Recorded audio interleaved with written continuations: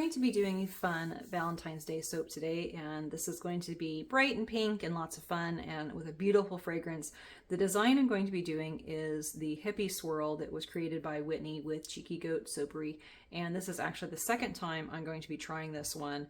It is really kind of a Goldilocks design because your batter has to be a particular fluidity to make it work right. And the first one I did, it's still really pretty, but it was too thick, and I ended up with kind of a camouflage look, but with pretty colors. So it's not quite the right design, but it's still pretty, and it's still obviously going to be a functional bar soap. So this one, I'm going to try it again. I do have some embeds in there, and we'll see how it goes. So hopefully I can get the batter the right consistency.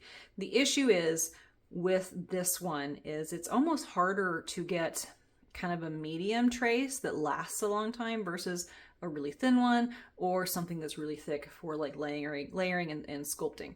So this one is really kind of a hard consistency to get, and we won't know what I get until I get going on it.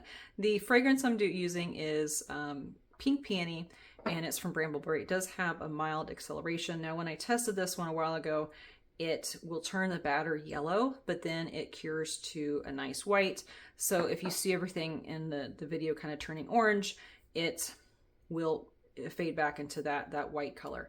Embeds, I'm going to be putting some embeds in. I have 2 loaves. I'm going to be doing one at a time. I will make my batter, and then I will divide it in half, do one at a time, because adding the fragrance and the colors, that can cause things to thicken up. And when I did this last time, it did take a little bit of time to do it. So it's almost like doing a bit of a mini funnel pour and kind of doing the sides and having little sweeps of color. Hopefully it'll work. If not, we'll just put it in there as quickly as possible, and there'll be nice splashes of color. So embeds, I have these pretty hearts.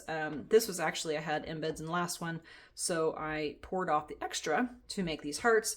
I've got a big one, I've got a smaller one, and then to fill that, I do have these glycerin soap ones that will just be on the end.